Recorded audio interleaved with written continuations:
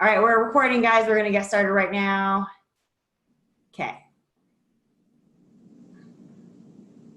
All right, give me a thumbs up if you can see the screen and you can hear us clearly. Cool. Awesome. All right, here we go. As the page loading. Here we go. All right. Awesome. So, is anybody out there punishing your family with food?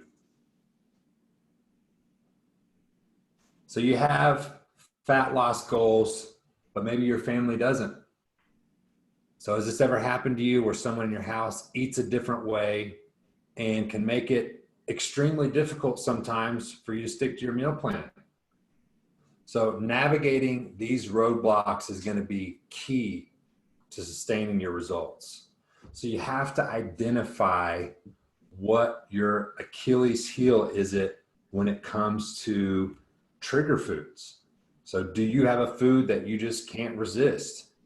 These foods that you know if they're around, you're going to eat them.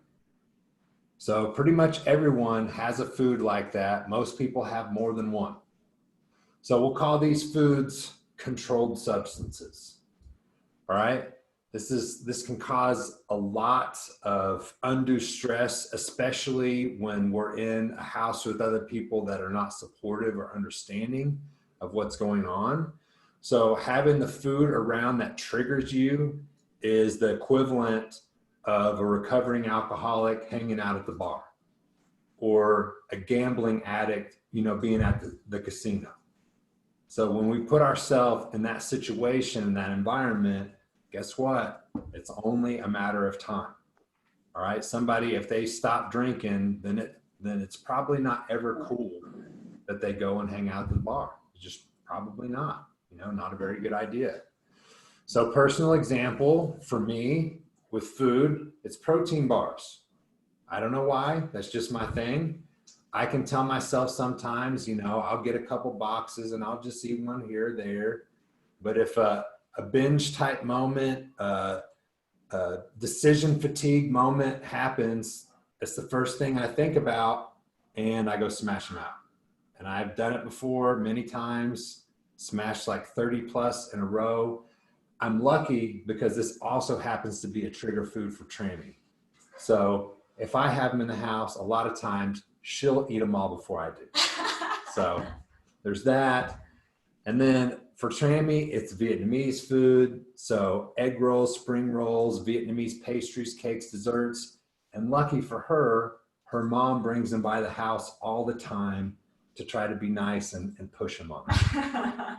So she's lucky there. So yeah, we all have our trigger foods like that. So how do we overcome these roadblocks? So we have to have the conversation, because a lot of times we don't say anything and then these things keep happening, and then we I don't want to say fail, but we end up eating the food and then we're upset with ourselves, when a lot of times we never even had the conversation to let people know what you're trying to do and that this is a challenge for you. So you have to let your family know that having these certain foods in plain view breaks down your willpower, especially when we're in a position of decision fatigue. We've had a long day, we've been making decisions, and it's right there, and we just get the F-its, and then it's going down, right? So you got to tell your family members, to be supportive, and that it can be a factor if it's around. All right. So it's just a conversation that you got to have to come up with a game plan and a strategy. So get temptation out of sight, get it out of sight, get it out of the house. If you're hungry and experiencing decision fatigue, again, you'll probably eat it. So most of us have too much chaos in our life to be thinking about every single thing we're going to put in our body. So having a game plan is going to be extremely helpful. And when we keep unhealthy foods like chips and stuff like that out of sight, and vegetables at eye level, it's going to make it easier. So when the junk food is gone and all you have is healthier options around, it's going to force you to search for healthier alternatives, right? Just eliminate it. And then learning the art of substitution. Whatever it is that you're craving, cheesecake, brownies, whatever. There are different ways, just like the pancakes. I like pancakes, and the version that I have is like 330 calories. Now, are there versions of pancakes that are way more calories? Yeah. I mean, that's a meal that could easily be thousands of calories. If you went to IHOP and did them all up, regular syrup, butter, all that stuff, sure. But psychologically, is there a different substitution you can make that will still scratch that itch for you, but isn't hold all your calories for the day in one meal, right? So figuring out your own tasty, delicious, less calorically dense dessert that still, again, scratches that itch. And you could have that as a substitute when they're having their thing, or that could be, if you're the leader of your family, that you are making that the option for everyone else to eat and enjoy as well. So, modifying meals. We got some chefs in here that have already been doing a really good job of that. My mom, Dusty, does an amazing job of making different substitutions, different modifications. Callie's posted some really awesome things. I've seen a few from Matt. Looking forward to seeing what Beth comes up with. So these are all cool. I like the ideas. So the more voluminous and least amount of calories, the better. Like to get full. All right, so encourage your family to join in. Your kids learn from you. Your kids learn from you.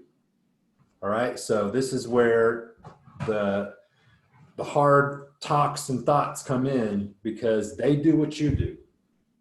So if you have cheese poofs, cookies, and chips around the house, that's what your kids are going to eat. All right, so replace it with lower calorie yogurt, fresh fruit, cheese sticks, baby carrots, hummus. Develop these habits early. Develop them early. Mute a few people real quick. All right. And so package single serving. So parents eat handfuls of this and that while cleaning up after the kids. Those bites, all that stuff that adds up, it's still calories, it counts. All right, so we can avoid this by pre-packaging and then repackaging things into single serving portions. So that way, if there's leftovers, you already taken care of for the next day. This is going to save time, and it's going to help you from needlessly snacking, because again, all those little bites, taste, licks, they got calories. They add up, and they add up fast. And so this one, again, like, it is not a punishment to your family to have healthy food. You're not depriving your spouse, you're not depriving your kids by keeping Pop-Tarts out of the house. You're not. And by stocking up on fruits and vegetables. So sometimes you might be thinking, by making different food choices, you're going to make your family feel like you love them less, especially when it comes to, you got family that cooks for you and, oh, I made this for you. You feel like, if you're like, hey, no, I'm not doing that, like that, you're going to hurt their feelings. They're going to feel punished, slighted, but you have to put the oxygen mask on yourself first.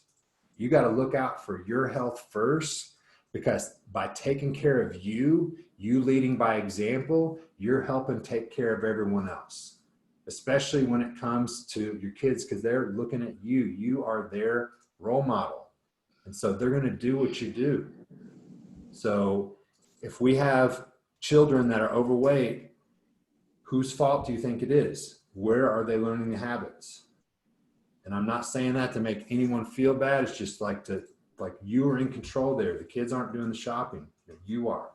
So you gotta really lead by example, put your health first, and know, even like we might have had a pattern and routine going on for a while where they might get upset. They might, when we start taking away the Pop-Tarts and stuff like that, they might get upset, but guess what? They'll get over it. They will get over it. So stop feeling guilty about eating healthy. It's not a punishment. Identify if you are feeling guilty, and then stop. So know that by introducing like healthy habits now, you'll be positively impacting your kids and family's health and weight for the long term. Super important. All right, so team activity time. So we'll go around. What are some roadblocks you have experienced or are experiencing at home right now? So let's see, time to call on somebody. Let me go with Adam. Roadblocks you're experiencing at home, and how will you overcome them? Well, one of them would be my wife's 4 months pregnant, and she always wants me to run her to like Wendy's or get an icy or Brahms or something. So for the first couple months, I was kind of giving in half the time, but I haven't this last couple weeks. I've been just kind of sticking to it. But that's one thing, and time is another one. Just like we talked about, get in my office and I can't hardly get out of it. And my office is at my house. So what strategy can we put in place to set you up for success? Well, I think I've been doing it because I'll get things ready that I know I can eat or something healthy, and do that on the way to Brahms or wherever, or right before I go, so I'm not feeling hungry. Gotcha. And then staying out of the office until I get, my walk in and get stuff ready for the day. You've been doing that? The last 2 days I have. Last 2 days? Yeah. So we're doing it every day moving forward. Yeah. Yeah? Yeah. Everybody on the call, you just heard Adam say that. Yeah? All right, some group accountability here. We need to give Adam a poke here and there. All right, we all need it. All right, cool. All right, Susan, what have been some roadblocks you may have experienced at home or with your family, and how did you overcome them? Well, I live alone, so I'm just kind of listening in. If anybody's a roadblock, I am. But keeping things out of the house that, are a temptation is a big thing for me. And, trying to find recipes for those things that I really kind of like fried okra. I just do air fry the plain okra, and that's very satisfying. So I don't have the same roadblocks that others might have. Okay, yours more with like friends. Yeah, but I'm not living with any of them. All right, awesome. You're doing awesome, Susan. All right, Beth, let's hear it from you on this one. Go ahead and unmute yourself.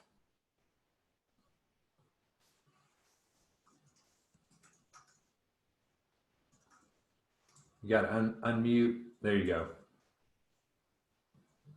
Oh, still can't hear you. No.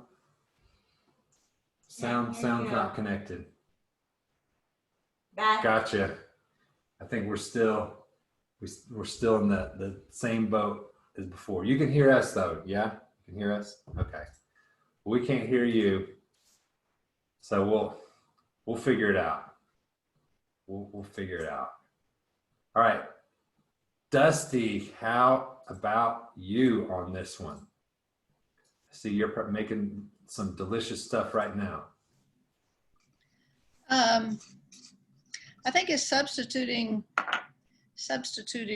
items, and because I'm the main cook at this point in life. When you all were growing up, the difficult thing was that everybody ate something different a lot of the time, and that made it very difficult. I did set some rules, but they were not always enforced as well as I would have liked. But I make a lot of substitutions and to find ways that I can have the things that I like without adding, well, subtracting calories, finding ways. For instance, if it calls for half a cup of oil, substituting a quarter cup of oil. And sometimes finding, I know that the one cake recipe that I've brought to you all, I found one time I forgot the fat and nobody missed it. So just playing with recipes is the way I work. It's hard when I think the most difficult thing that I face, I think when we have a family meal and everybody brings something I feel obligated to try what everybody brought. So I think that's the most difficult. And so I try to take small portions so I get a taste of everything. And I usually eat during the day before the dinner. So I'm really not hungry by the time we sit down to dinner. The great strategies. Great. All right, Derek, let's hear from you, man. What have been some roadblocks you've experienced here, and how have you overcome them? I think pretty much I eat pretty healthy. I stay within the calorie zone. It's maybe some experience at home with my family. My daughter just eats the same thing over and over, and she doesn't like to try new things. When I try to get her to try some new things, but she just likes the plain Jane pasta with nothing on it, or macaroni and cheese, and she'll eat that for weeks or months, and just trying to get her to experience new things. She doesn't like. Gotcha. So what do you think are some strategies that you can have some breakthroughs there? She's pretty tough. She's pretty tough little. I mean, she's a pretty tough little girl on what she'll try it. She'll just go, just spit it out. Oh, it's gross. And it's just letting her try a little bit at a time. She just doesn't eat any sauces or anything. But when she eats something, she eats it for months. It's really weird. Gotcha. Yeah. Try to get her to eat school lunches, and doesn't work for her. School lunches? Yeah, school lunches. We try, we put funds on her school lunches, and just for her to try something else in case that we pack her what she likes, but then she doesn't, try anything else on the school lunch. But do you think they have healthy options on the school lunch? She goes to school at John Rex, and they have pretty healthy options there. But yeah, I mean, I checked on her food card or her lunch card, and it's still the same amount. And told her, she can buy milk or whatever she wants with it, but she doesn't change her ways. Gotcha. She's only 7. Yeah. Well, she's still going to be looking at you as the leader and the example. Yeah. Dusty, do you have any secrets you want to share? Just the other thought is that works for a lot of families, and maybe you've tried this, but is to engage her in preparation. That if she helps prepare it, that maybe you could start out with things that she likes to have her help prepare it, and then gradually, change dishes and see, change a little bit at a time, like adding an ingredient or just trying a new food by itself, but have her help you prep it. That works for a lot of people. Might not work for you, but it works for a lot of people. Okay. Helpful there. What's that? We'll definitely give it a try. Cool. Awesome. All right, Beth, did you fix it? Can we hear you? I fixed it. Awesome. Yeah. All right. So tell me about this one. Roadblocks at home. Well, I cook. I'm a short order cook at my house too. So my husband eats ketogenic. So I weigh out grams for him and grams for myself when I eat too. And then the kids eat pretty much kind of how we eat, but they eat a lot of sugar too, around, just added sugar and things. So like, even though I will scout out what's a smaller amount of sugar in like a juice box. If you really look at like the back of a Capri Sun, it has 17 grams of sugar.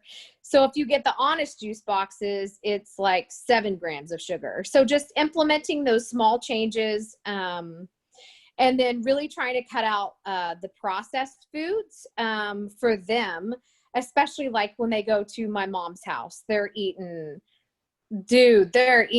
Wendy's, Brahms, milkshakes, cheeseburgers, all kinds. And my youngest son, he can't handle that much stuff. So he'll come home and be sick, literally, from what he's been eating all weekend. And so really just checking in with them and saying, like this morning, they're eating pretty paleo. So they're having smoothies for breakfast, lean meats and fruits and vegetables. But when I'm in a pinch, dude, I'm throwing in a frozen pizza, because I'm preparing all of my meals, preparing all my husband's meals. Plus I started homeschooling this week and implementing new exercise routines. So I know that's not an excuse, but I'm really trying. I'm in there and I'm doing it, but sometimes a frozen pizza gets thrown in there, So those are some changes we're going to be looking to make in the future moving forward. Yeah. Oh yeah, man. I mean, we've been on it for a couple of months now. So the kids are, if you want to, get on your video games, you got to go outside and play basketball for 30 minutes or go ride your bike, like go outside and get some physical activity before you come in and get screen time. So we're pretty good about it. And I'm pretty good about, I do 100% of the shopping. So it's on me if I get potato chips. It's on me if I get, whatever it is. So I cook it all. I do it all. So it's pretty easy to control. Good. Awesome. All right, Joe. Yo. Tell me about this one for you guys. What have you been experiencing? What are some changes you've been making with this? Man, as far as roadblocks, Yeah. so I think for me personally, I don't want to speak for Autumn.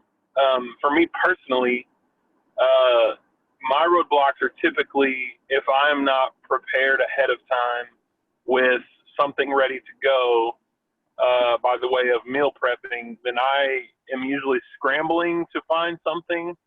And that's not always a good thing because we still have a lot of older things left in our pantry and in the fridge or freezer that aren't healthy, or maybe more properly, that are not nutrient dense.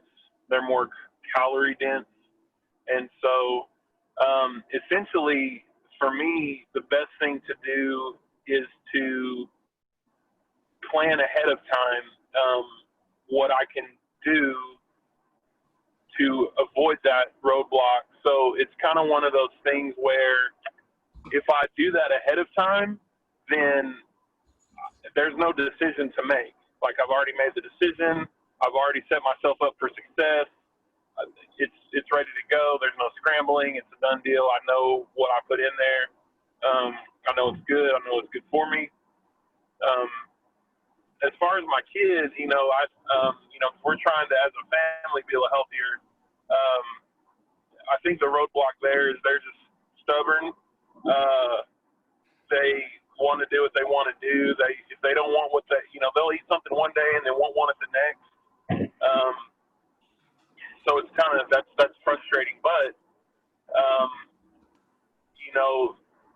and there are times too they don't want to eat the things that we know are good for them.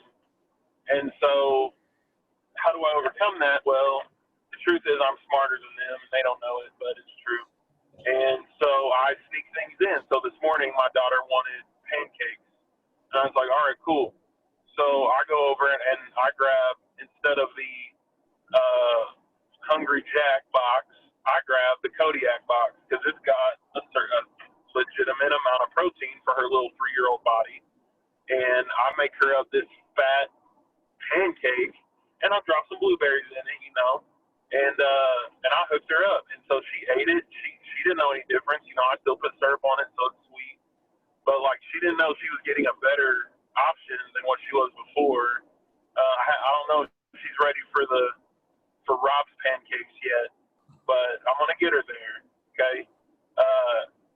And then like tonight we had pork chops. You know, we just got like a pig that we bought processed, and so we had pork chops, and I heated up some broccoli. I steamed some broccoli, and what I did was in the drippings in the slow cooker, I took that and mixed it with the broccoli in the processor, and that's what I made like the gravy. So like they didn't know it was broccoli. All they knew it was green, but it tasted good, you know. And so ended up my son, he just grabbed a handful and just put it right in his mouth. So, you know, I'm smarter than them, so I just have to, you know, use the old noggin, and that's about it. Cool. Is Autumn with you? Autumn's not with me. I was just gonna say she's not with me.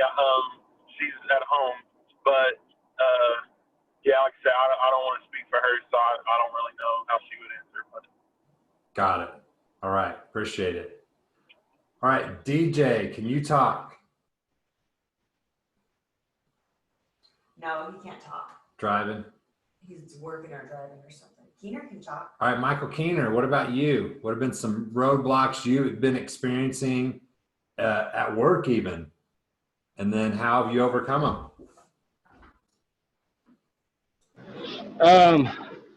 Well, the big thing is, lately I've been finally able to find rice and the chicken again back in stock in the grocery stores. It was hard because everybody was just buying everything up in a panic, and so the things I like to eat for my diet food was hard.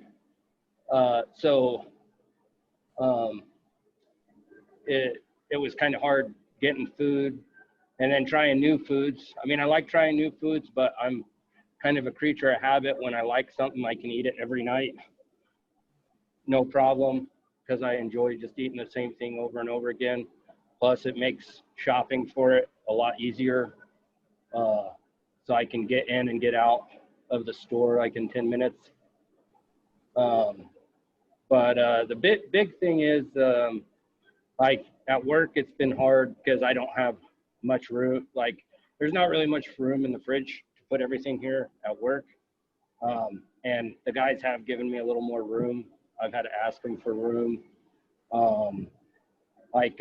Where I'm staying at right now, like there is nothing but bad food all around. Especially here at work, everybody is. And here recently, I started helping out watching my nephew in the morning times. So my sister-in-law, she's always trying to give me bad food to kind of like, here, thanks for helping out, watching them. I made you this, or I made you that, and it's always something. It's something tasty, but I got to tell her I can't eat it because she loves making a bunch of food and trying to give it to me. So that's been hard. I had to stop eating, what do you want to call it? Protein bars as well, because that's one of my big weaknesses. Is I started eating one and then I was like, oh, that was so tasty, I got to have another one. So I stopped buying protein bars because I know that's my weakness. A weakness I have is once I have one, it's like I got to have another one. So I just stopped buying them in general. I've been with it being so hot and where I'm working at, a lot of days it's been hard to get all my calories in a day because I've been just drinking more water than eating. But here recently I've been able to start hitting my calorie goals and everything, and it pretty much comes down to me making the decision of, knowing what I'm putting in my body and not giving in to that. Oh, I can just have this today and it'll be all right. Awesome, man. You're making amazing progress. All right, I'm going to go ahead and open it up to some Q&A. Anyone has any questions? Bring them. Let's hear them. Any questions? You got to unmute yourself, Beth. I'll get it together one day. I promise. You should see me with the technology and the homeschooling right now. Oh my gosh, crazy. Okay, with the water intake, I was drinking ounces for my whole body. And I was up all night long, in and out of the bathroom. It's half your body weight in ounces. That's right? Half? Yes. So Okay. at least, so easy rule of thumb is to make sure that your pee is clear. Yeah, totally. Drink enough water that your pee is clear. Because I'm overdoing it. Like the last guy said, I'm drinking so much water that I'm not even hungry for food. Like there's no room. Good. Yeah, that'll accelerate things. Mom, you got anything to add on that? Some of us have to make sure we pretty much stop drinking after about 6 o'clock. Yeah, that's me. I'm working it till 4 o'clock and then I have to stop. But it can balance out after a while, but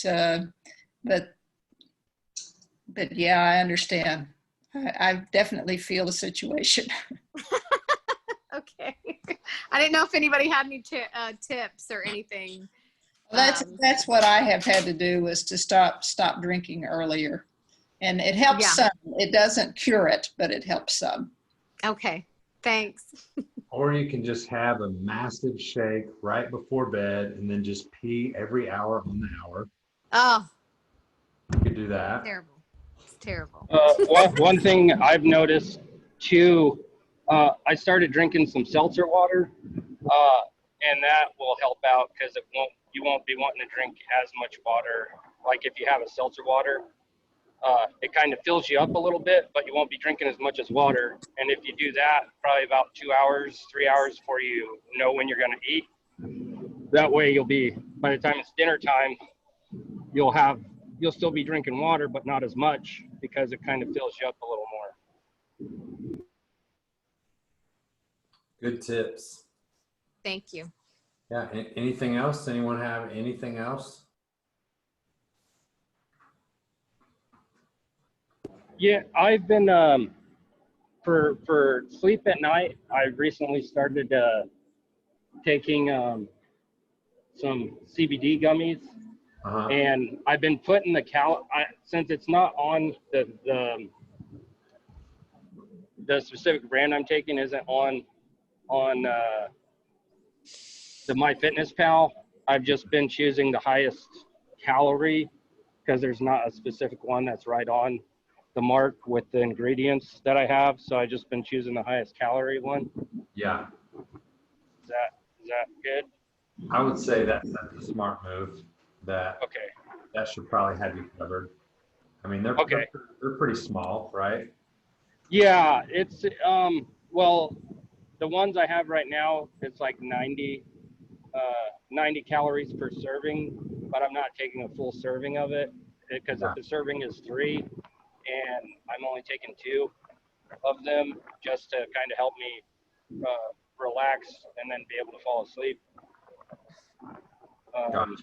So I've just been taking 2 of those, and the place I buy them from, they're coming out with some new ones that are supposed to have less calories in them, and also they're getting rid of the sugar on them because they sprinkle it with a sugar to make it taste good, I guess. But I really don't care about the taste of it. It's just more of the unwinding. You know they have the oil too, right? Yeah, the tincture. Yeah, I've tried some of the oils, and I don't know if they just haven't been working for me or not. But these new ones I've been taking have been working for me to help me kind of wind down and start falling asleep. Cool. Yeah, I do that Charlotte's Web, and I have like a chocolate mint flavored one. It's pretty good. I don't know if you tried that before. No, but I'll have to look that up and check it out. Yeah, I can shoot you a link on it and you can check out the information. Okay, that works. Yeah, that's the one that I like. Beth, you got one that you like?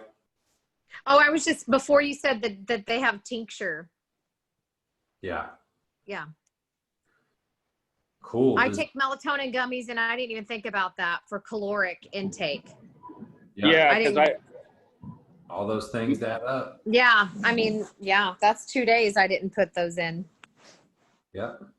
It's These wild. are all about increasing our level of awareness. We get we're habitual. We do the thing and we don't even realize that we're doing it just because it's habit, deeply ingrained habit, and we don't count them.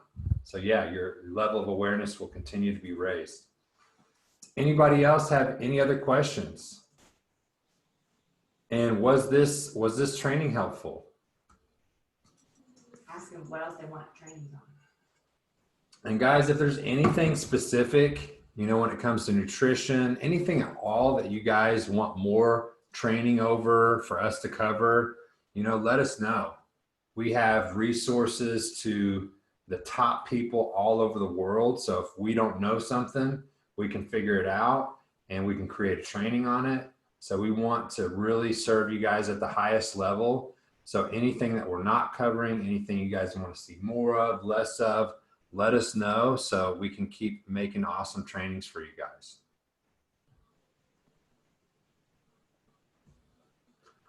All right, well, if there are no more questions, you guys have an amazing rest of your Wednesday, rest of your week. This Saturday, the training we have Saturday is really good. Like we were just making it over the weekend and I got goosebumps as I was putting it together. So this is a really powerful training that we're gonna have on Saturday. Guys, be sure to be there for it. It's gonna be freaking awesome. I might not be able to make it this Saturday because I'm working, plus I have to go back and try and finish that fireplace so I can get paid for doing that fireplace that I've been working on. Yeah, well, no worries. We'll post it in the group. Just be sure to watch it. It's a really good one, really powerful one. All right, you guys have an amazing rest of your day. See you guys soon. Reach out if you need anything at all. We're here for you guys, and we'll talk to you soon. Thanks. You bet. Bye-bye. Bye.